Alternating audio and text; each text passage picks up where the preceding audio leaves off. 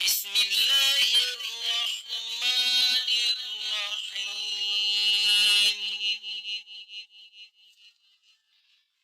الرحیم۔ جی سوال ہے کہ اگر کوئی بندہ لا علمی میں نماز پڑھ لے، اس کو بعد میں پتہ چلے کہ اس کے کپڑے ناپاک ہیں یا وہ خود بھی ناپاک ہے تو اب کیا کرے؟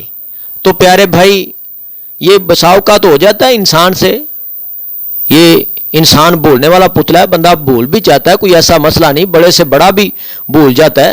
تو پیارے بھائی، جب یہ بھول چک ہو جائے نا، تو جب یاد آ جائے تو پھر آپ کو پتہ بھی ہوتا ہے کہ میں نے ناپاکی میں کتنی نمازیں پڑھ لی ہیں۔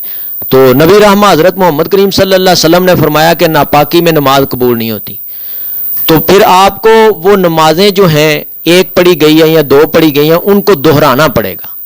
اب ایک اور مسئلہ ہے کہ کئی بندے جان بوجھ کر، کئی ایسے بندے ہیں جو عمر ان کی تھوڑی ہوتی ہے لیکن وہ امامت کے قابل ہوتے ہیں، میچور نہیں ہوتے، تو وہ قاری صاحب کسی مسجد میں لگ جاتے ہیں۔ تو بسا اوقات ایسا ہوتا ہے، دیکھنے سننے میں آیا ہے کہ وہ ناپاک ہوتے ہیں تو وہ نمازیں لوگوں کو پڑھا رہے ہیں۔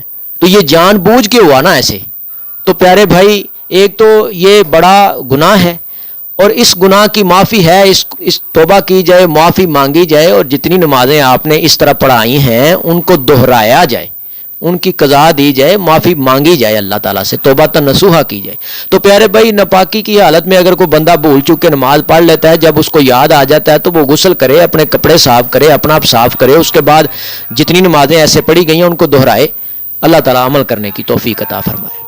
صدق اللہ العظیم۔ اگر آپ کو اس ویڈیو سے دینی فائدہ ہوا ہے تو حق بنتا ہے کہ آپ اس اسلامی چینل کو لازمی سبسکرائب کر دیں، لائک کریں اور کمنٹ میں اپنے خیال کا اظہار کرنا مت بھولیں۔